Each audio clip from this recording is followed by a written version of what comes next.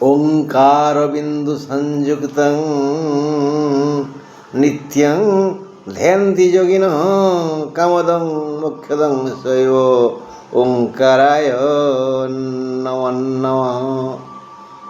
हाँ पिले ओंकार ओम ओम आमे करुचे बोली ओंकार अ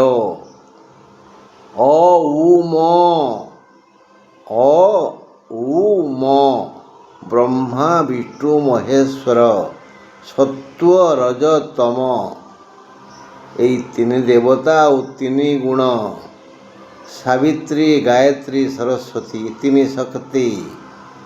ଓଙ୍କାର କହିଲେ ଆମେ ଏଇ 9ଟି ଶକ୍ତିକୁ ହିଁ ଡାକୁଛେ।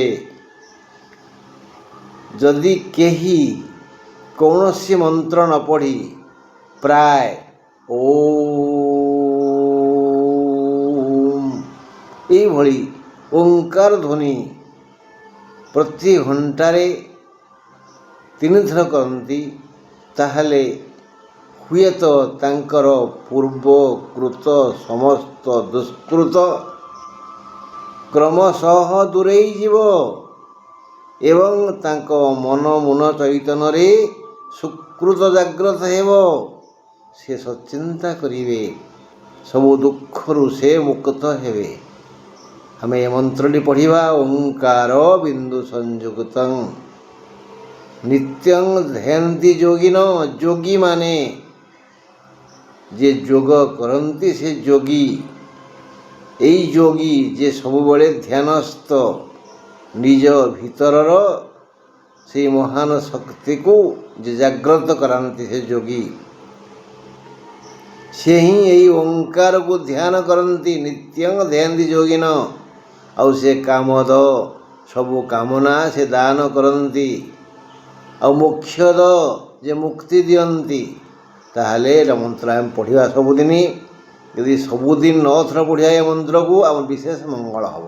ଓଙ୍କାର ବିନ୍ଦୁ ସଂଯୁକ୍ତଂ ନିତ୍ୟଂ ଧ୍ୟାନ୍ତି ଯୋଗିନ କାମଦଂ ମୋକ୍ଷଦଂ ସ୍ୱୈବ ଓଙ୍କାରାୟ ନମୋ ନମଃ। ହଁ ପିଲେ, ଏବେ ଆମେ ଆରମ୍ଭ କରିବା। କେତେ ତାରିଖ କଥା? ଏପ୍ରିଲ 16 ତାରିଖ କଥା, ଗୁରୁବାର କଥା। ଆଜି ବୁଧବାର। ଗତକାଲି ଗଲା ଅନେକ ଭଲ କାମ, ଭଲ ଦିନ। ଏ ବୈଶାଖ ମାସରେ ବହୁତ ଭଲ କାମ ହୁଏ। ତେଣୁ ସବୁ ପୁଣ୍ୟ ମାସ ହେଲା ବୈଶାଖ ମାସ।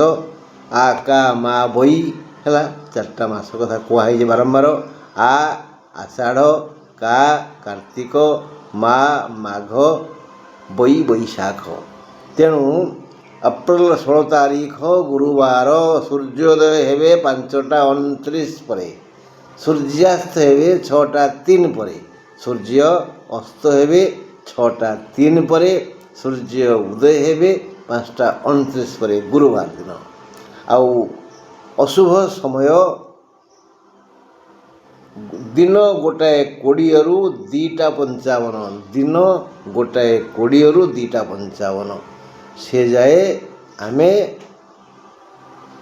ବା ସେ ସମୟ ଭିତରେ ଆମେ କିଛି ଭଲ କାମ କରିବାନି। ଯାହା କାମ କରିବା ତା ପୂର୍ବରୁ ଆରମ୍ଭ କରିଦେଇଥିବା, ଯାହା କାମ କରିବା ଏହି ସମୟ ପରେ। ଆମେ ଆଲୋଚନା କରିବା 12 ରାଶି ଉପରେ। ବର୍ତ୍ତମାନ ମେଷ କଥା ଆଲୋଚନା କରିବା।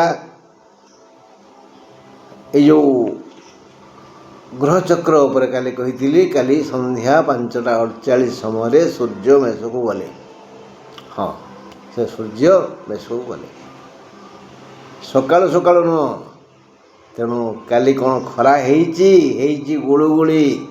ଆଜି ଖରା ଭଳିଆ ଖରା ହେବ ବୋଲି ଅନୁମାନ କରାଯାଏ, କାରଣ ପାଗ ପରିବର୍ତ୍ତନଶୀଳ। ୟା ଉପରେ କେହି ଗ୍ୟାରେଣ୍ଟି ଦେଇପାରିବେନି। ହଁ, 16 ତାରିଖ ଗୁରୁବାର, ମେଷ ରାଶି, କୃତ୍ତିକା ନକ୍ଷତ୍ରର ଦିନ 2ଟାରୁ ଅଶୁଭ। ବ୍ୟୟ ବୃଦ୍ଧି ହେବ।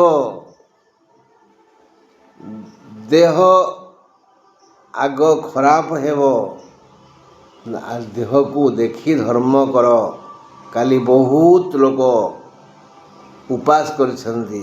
ଆରେ ଉପାସରେ ଲାଭ କ'ଣ ଅଛି? ତମେ ତ ପ୍ରତିବର୍ଷ ଉପାସ କରୁଛ, ମିଳୁଛି କ'ଣ ତୁମକୁ? ତେଣୁ ଶରୀରମ୍ ଆଦ୍ୟମ୍, ଆଗେ ଶରୀର ତାପରେ ଧର୍ମ। ଦେହ ସିନା ଥିଲେ ତେବେ ଧର୍ମ କରିବ କି ଅଧର୍ମ କରିବ, ଆଗେ ଦେହ ଚିନ୍ତା କର। ଏଣୁ ହେ ମୋର ଭାଇ ବନ୍ଧୁ କୁଟୁମ୍ବ, ଉପାସ କଥାକୁ ଭୁଲି ଯାଅ। ଅଳ୍ପ ଅଳ୍ପ ଖାଅ, କଳପ କଳପ ଜିଅ। ଅଳ୍ପ ଅଳ୍ପ ଖାଅ, କଳପ କଳପ ଜିଅ। ଯତ୍ନଶୀଳ ହୁଅ, ଦେହର ଯତ୍ନ ନିଅ। ଦେହ ଖରାପ ହେଲେ ଗଲା, ସବୁ ବିଗିଡ଼ିଯିବ। ଆଜି ଦେହ ଖରାପ ହେବ, ବ୍ୟୟ ବୃଦ୍ଧି ହେବ, ବୃଥା ବଦ ଖର୍ଚ୍ଚ କରିବାକୁ ବାଧ୍ୟ ହେବେ। ଆୟ ଅମଳରେ ବାଧା ବନ୍ଧନ ଯୋଗ ଅଛି। ଦୈନିକ ବୃତ୍ତି ବେଉସାରେ ବ୍ୟତିକ୍ରମ ହେବ। ଋଣଦାତାଙ୍କ କଥା ସହି ହେବନି। ଦୂରଯାତ୍ରା ନ କଲେ ଭଲ। ମେଷ ରାଶି ପାଇଁ ଆଜି ଆଦୌ ଭଲ ଦିନ ନୁହେଁ। କେଉଁ ଦିନ? ଗୁରୁବାର ଦିନଟି ଜମା ଭଲ ଦିନ ନୁହଁ। ଜଗି ରଖି ଅଳ୍ପେ ଅଳ୍ପେ ଖର୍ଚ୍ଚ କରନ୍ତୁ, ଦେହ ଖରାପ ହେବ। ବଦ ଖର୍ଚ୍ଚ ତ ହେବା ପାଇଁ ବାଟ ଖୋଲିଯିବ।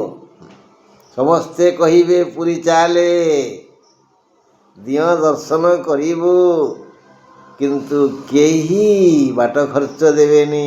ହଁ ବନ୍ଧୁ,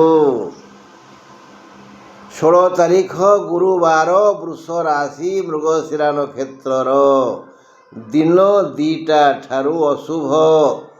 ଭଲ ଦିନ, ଲାଭପ୍ରଦ ଦିନ। ଦିନଟି ସବୁ ଦିଗରୁ ଶୁଭ। ଆୟ ଅମଳ ପାଇଁ କୌଣସି ବାଧା ବନ୍ଧନ ନାହିଁ। ଯିଏ କର୍ମ ତତ୍ପର ହୋଇ ବୁଦ୍ଧି ବିଦ୍ୟାର ଖେଳ ଖେଳିପାରିବେ, ସେ ମାତ୍ରାଧିକ ଆୟ କରିବେ। ମାତ୍ରାଧିକ। ତମେ କାଲି ରୋଜଗାର କରିଥିଲ 2 ଟଙ୍କା 8 ଅଣା 3 ପଇସା, ଆଜି ଗୁରୁବାର ରୋଜଗାର କରିବ 3 ଟଙ୍କାରୁ ଅଧିକ। ସେହି ହିସାବରେ 200, 2000, 2 ଲକ୍ଷ, 2 କୋଟି, ଯିଏ ଯେମିତି ଆୟ କରୁଥିଲେ ଅଧିକ ଆୟ ହେବ। ଆଉ ତା ବୋଲି ତମେ ଗୋଟିଏ ଭିକାରୀ ଦିନକୁ ଆୟକର ମାଗି ମୁକ୍ରି 500 ଟଙ୍କା, ମୋତେ ଆଜି 5 ଲକ୍ଷ ମିଳୁ, କେମିତି ହେବ? ତମେ ଯଦି ଗୋଟିଏ ଧାନ ବ୍ୟବସାୟୀ, ଧନ ବ୍ୟବସାୟୀ, ସୁନା ବ୍ୟବସାୟୀ, ହୀରା ବ୍ୟବସାୟୀ, ସେ ଅନୁଯାୟୀ ଆୟ ବଢ଼ିବ ନା। ଆଉ ନା, ବେଶୀ ଲୋଭ କଲେ ମିଳିବନି କିଛି। ସ୍ୱାସ୍ଥ୍ୟଗତ ସମସ୍ୟା ନାହିଁ। ନୂତନ କର୍ମ ଯୋଜନା ହେବାର ସମ୍ଭାବନା ଅଛି। ନୂଆ ବନ୍ଧୁଙ୍କ ସହ ସମ୍ପର୍କ ସ୍ଥାପିତ ହୋଇପାରେ। ବୃଷ ରାଶିଙ୍କ ପାଇଁ ଭଲ ଦିନ ଗୁରୁବାର। 16 ତାରିଖ ଗୁରୁବାର, ମିଥୁନ ରାଶି, ପୁନର୍ବସୁ ନକ୍ଷତ୍ରର ଦିନ 2ଟା ଠାରୁ ଅଶୁଭ। କର୍ମେ ଖୁସି ଆଜି। କାମ କରିବା ପାଇଁ ଆଜି ଭିତରୁ ପ୍ରେରଣା ମିଳିବ। ଉତ୍ସାହିତ ହୋଇ ସମସ୍ତ ମିଥୁନ ରାଶିର ଲୋକେ କର୍ମ କରିବେ।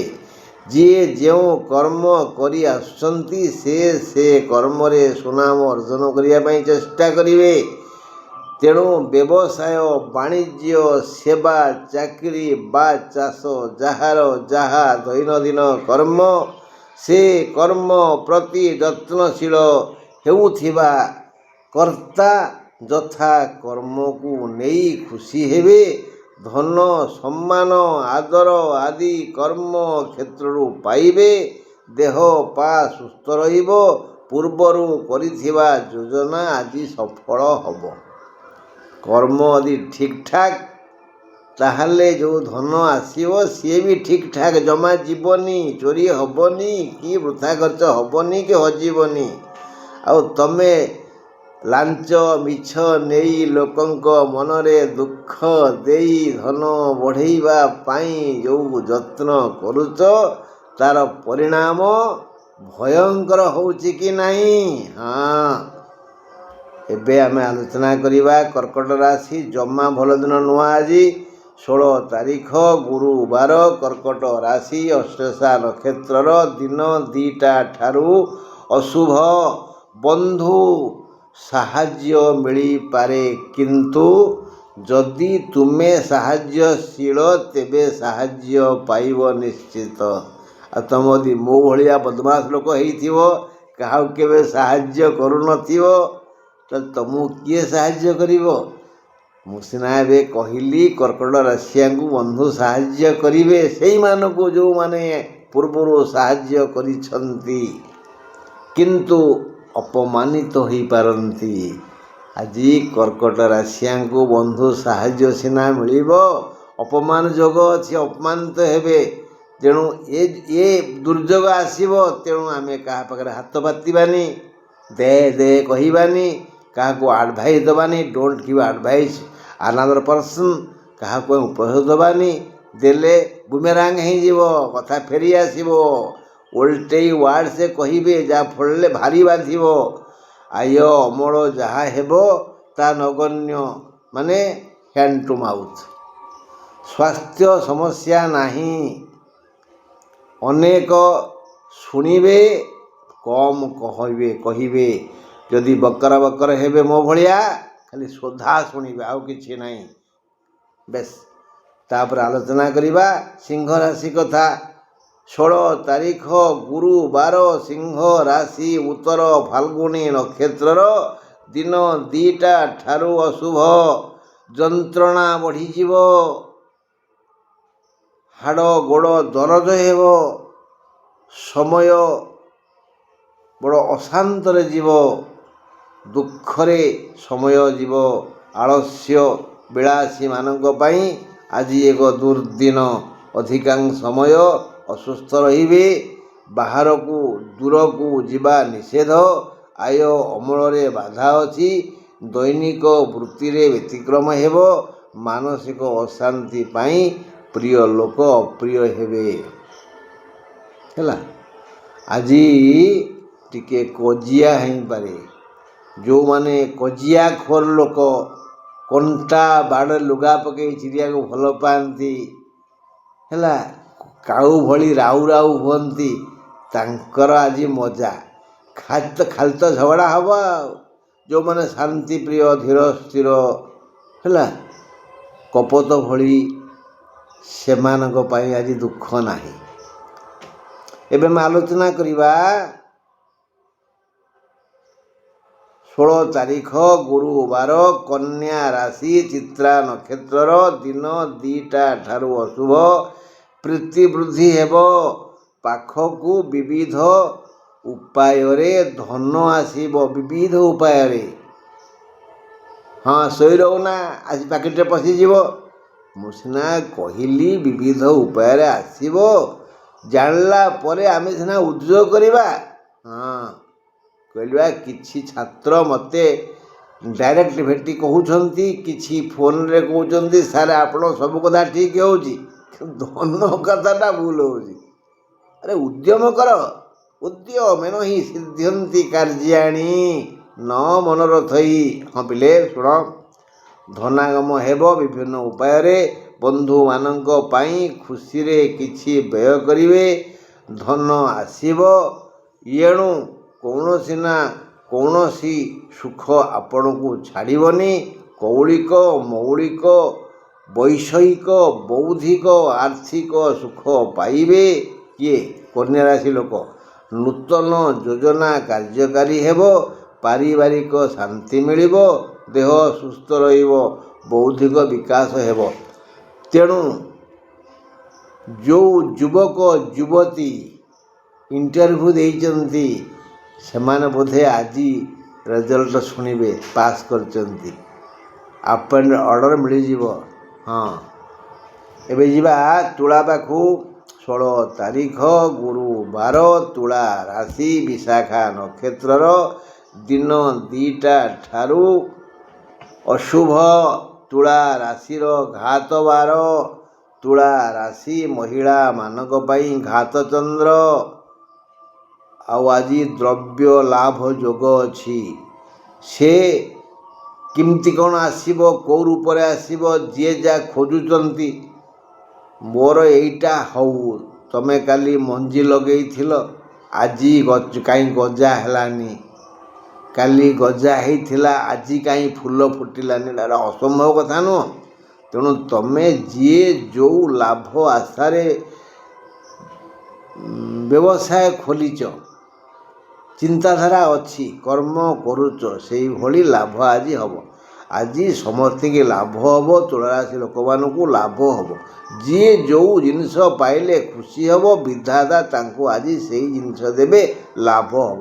ତା ଦ୍ରବ୍ୟ ହେଇପାରେ, ବ୍ୟକ୍ତି ହେଇପାରେ, ବସ୍ତୁ ହେଇପାରେ, ଇତ୍ୟାଦି ଇତ୍ୟାଦି, ଧନ ହେଇପାରେ। ବା ବ୍ୟବସାୟୀମାନଙ୍କର ବାଣିଜ୍ୟ ସେବା ଆଦି ଭଲ ଭାବରେ ଚାଲିବ। ଆୟ ଅମଳରେ ବାଧା ବନ୍ଧନ ନାହିଁ। ବ୍ୟକ୍ତି ବିଶେଷଙ୍କୁ ସେମାନଙ୍କର ମନୋବାଞ୍ଛା ପୂରଣରେ ସୁଯୋଗ ମିଳିବ। ସ୍ୱାସ୍ଥ୍ୟଗତ ସମସ୍ୟା ନାହିଁ। କେଉଁମାନଙ୍କର? ତୁଳାରାଶିମାନଙ୍କର। ବିଛା ରାଶି 16 ତାରିଖ ଗୁରୁବାର, ବିଛା ରାଶି ଜ୍ୟେଷ୍ଠା ନକ୍ଷତ୍ରର ଦିନ 2ଟା ଠାରୁ ଅଶୁଭ। ଅଶାନ୍ତି ପରିବେଶ ଭିତରେ ତାଙ୍କର ସମୟ ଯିବ। ଅଶାନ୍ତି ମିଳିପାରେ। କେବଳ କ୍ରୋଧୀ ଓ ଈର୍ଷାଳୁମାନଙ୍କୁ ଆଜି ଆନ୍ତରିକ ଅଶାନ୍ତ ପରିବେଶ ମିଳିବ। ଆଉ ପରୋପକାରୀ, ଯେଉଁମାନେ ପରୋପକାରୀ ସେମାନଙ୍କୁ ଆଜି ଶାନ୍ତି ମିଳିବ। ପରୋପକାରୀ, ଦାତା, ସେବକ, ତାଙ୍କୁ ଶାନ୍ତି ମିଳିବ। ଯେଉଁମାନେ ଈର୍ଷାଳୁ, କ୍ରୋଧୀ, ପର ଗୋଡ଼ ଭାଙ୍ଗିବା ପାଇଁ ଚେଷ୍ଟା କରନ୍ତି, ପରର ହାନି କରନ୍ତି, ହିଂସ୍ରୁକ, ସେମାନେ ଆଜି ଅଶାନ୍ତିରେ ଦିନ କାଟିବେ। ସାମାଜିକ ସଂସାରୀମାନଙ୍କୁ, ଉଦ୍ୟମୀମାନଙ୍କୁ, ଛାତ୍ର ଓ କର୍ମଚାରୀମାନଙ୍କୁ, କର୍ମଠମାନଙ୍କୁ ଆଜି ଲାଭ ଓ ଧନ ମିଳିବ। ଯେଉଁମାନେ ଉଦ୍ୟମୀ, ଯେଉଁମାନେ କର୍ମଠ, ଯେଉଁମାନେ ସଂସାରୀ, ଛାତ୍ର, ସେମାନଙ୍କୁ ଆଜି ଲାଭ ମିଳିବ, ଧନ ମିଳିବ, ସୁଖ ମିଳିବ, ଶାନ୍ତି ମିଳିବ। ପରିଶ୍ରମୀମାନଙ୍କୁ ଆଜି ସୁଖ ମିଳିବ। ଉଦ୍ୟମୀମାନଙ୍କୁ ଆଜି ଯାବତୀୟ ସାଂସାରିକ, ସାମାଜିକ, ପାରିବାରିକ, ଲୌକିକ ସୁଖ ମିଳିବ। ସମସ୍ତଙ୍କୁ କିଛି ମିଳିବ। କିନ୍ତୁ ଯେଉଁମାନେ ଲୋଭୀ ଆଉ କୃପଣ, ଈର୍ଷାଳୁ, ବଦମାସ, ସେମାନଙ୍କୁ ଆଜି ଅଶାନ୍ତ ପରିବେଶ ମିଳିବ। ଏବେ ଯିବା ଧନୁ ରାଶି ପାଖକୁ। 16 ତାରିଖ ଗୁରୁବାର, ଧନୁ ରାଶି ଉତ୍ତରାଷାଢ଼ା ନକ୍ଷତ୍ରର ଦିନ 2ଟା ଠାରୁ ଅଶୁଭ। ଧନୁ ରାଶି ପୁରୁଷଙ୍କର ଘାତଚନ୍ଦ୍ର। ଆଜି ଘରର ଆସବାସପତ୍ର ନଷ୍ଟ ହେଇପାରେ। ହଁ, ଦେଖିନଥିବା କେଉଁଠି କ'ଣ ହେଇଯାଇଥିବ ନଷ୍ଟ। ଆଜି ମାନେ ମୋର ଥିଲା 5ଟା କାଚ ଗ୍ଲାସ୍, କ'ଣ 2ଟା ଅଛି, 3ଟା ଭାଙ୍ଗି ଯାଇଛି ବୋଲି ଆମେ ଆଜି ଜାଣିବା। ସେଇଭଳି ଘରେ କେଉଁଠି କ'ଣ ନଷ୍ଟ ହେଇଥିବ, ଆଜି ଏ ଧନୁରାଶି ଲୋକଙ୍କ ଦୃଷ୍ଟିକି ଆସିବ, ମନ ଦୁଃଖ ହେବ। ଘରର ଆସବାସପତ୍ର ନଷ୍ଟ ହୋଇପାରେ। ଚାରିତ୍ରିକ ତ୍ରୁଟି ହୋଇପାରେ। ପର ବୁଦ୍ଧିରେ ଯିଏ ପରିଚାଳିତ ହୁଅନ୍ତି, ପରକୁ ଭରସା କରନ୍ତି, ପରକୁ ବିଶ୍ୱାସ କରନ୍ତି, ସେଇମାନଙ୍କର ଆଜି ଚାରିତ୍ରିକ ତ୍ରୁଟି ହେବ। ସେମାନଙ୍କ ଗୋଡ଼ ଆଜି ଖସିଯିବ, ପରେ ପସ୍ତେଇବେ। ସାବଧାନ। ସବୁ ଯାଉ, ଇଜ୍ଜତ ଥାଉ। କେବେ ବି ଚରିତ୍ର ନଷ୍ଟ କରିବନି, କେବେ ବି ନାହିଁ। ସବୁ ଗଲେ ଫେରିବ, ଚରିତ୍ର ଗଲେ ଆଉ ଫେରିବ ନାହିଁ। ସାବଧାନ, ଚାରିତ୍ରିକ ତ୍ରୁଟି ହୋଇପାରେ। ଆଉ ଜ୍ଞାତ ସାରରେ କିଛି ଭଲ କାମ ଆପଣ କରିବେ, ଭଲ ଫଳ ପାଇବେ, ଦେହ ସୁସ୍ଥ ହେବ। ପୁରାତନ ରୋଗ ହଇରାଣ କରିବ। ଦୂରଯାତ୍ରା କଲେ ହଇରାଣ ହେବେ। ବାହାରେ ଥିଲେ ଘରକୁ ପଳାଇ ଆସନ୍ତୁ। ଆଜି ମୋଟାମୋଟି ଭାବରେ 16 ତାରିଖ ଗୁରୁବାର, ଧନୁ ରାଶିର 60 ଭାଗ ଖରାପ, 40 ଭାଗ ଭଲ। ଏବେ ଆମେ ଆଲୋଚନା କରିବା ମକର କଥା। 16 ତାରିଖ ଗୁରୁବାର, ମକର ରାଶି ଧନିଷ୍ଠା ନକ୍ଷତ୍ରର ଦିନ 2ଟା ଠାରୁ ଅଶୁଭ। ମକର ରାଶି ଧନିଷ୍ଠା ନକ୍ଷତ୍ରର ଅଶୁଭ ଦିନ 2ଟା ଠାରୁ। ଧନ ପ୍ରାପ୍ତି ଯୋଗ ଅଛି। ଏହା ବୋଲି ଶୋଇ ରହିଲେ ସିଂହକୁ ପଶୁମାଂସ ନ ମିଳିଲା ପରି କିଛି ମିଳିବନି। ଯଦି ଚାହୁଁଛ ଧନ ଆସୁ, ତେବେ ମୁଣ୍ଡ ଝାଳ ତୁଣ୍ଡରେ ମାର। ବୁଦ୍ଧି ବିଦ୍ୟାର ସୁବିନିଯୋଗ କର। କୃଷକ ଜଳ ପାଇଁ ଇନ୍ଦ୍ରକୁ ଭରସା କରିଥାଏ, କିନ୍ତୁ ମାଳି ବରଷା ପାଣିକୁ ବାନ୍ଧି ବୁନ୍ଧି କ୍ଷେତରେ ରଖି ତା ବାଡ଼ିକି ସବୁଜ ସୁଜଳା ସୁଫଳା ଶସ୍ୟ ଶ୍ୟାମଳା କରିଥାଏ। ସେଇଠି କୃଷକ ସେଇଠି ମାଳି, କୃଷକ ଅବହେଳା କରେ ଜଗିଥାଏ ଇନ୍ଦ୍ର ଦବ। ପରାଶ୍ରିତ ଲୋକ ବା ଦୁଃଖୀ, ଯିଏ ପରାଶ୍ରିତ ସିଏ ଦୁଃଖୀ। ଏ ଚିନ୍ତା ତ ତମେ କରିବା ଉଚିତ। ବହୁତ ଥର ମୁଁ କ୍ଲାସ୍ରେ ଏଗୁଡ଼ା କହିଛି, କାହିଁକି ଭୁଲ କରୁଛ ଏଗୁଡ଼ା। ପରାଶ୍ରିତ ଦୁଃଖୀ, ସବୁବେଳେ ସ୍ୱାଧୀନ ହୁଅ। ଏବେ କାନ୍ଦିଲେ କ'ଣ ଲୁହ ଶୁଖିଯିବ? ନାଇଁ, ସ୍ୱାଧୀନ ଜୀବନ ସୁଖମୟ ଜୀବନ। ବେଶ, ତେଣୁ କୃଷକଙ୍କଠୁ ଏଇ ଶିକ୍ଷା ଶିଖ ଯେ ଇନ୍ଦ୍ର ଉପରେ ଭରସା କରନା। ମାଳିଠୁ ଶିଖ ଯେ ସମୟକୁ ଜଗି ଯିଏ କାମ କରେ ତା ପାଇଁ ଦୁଃଖ ଆସେନି।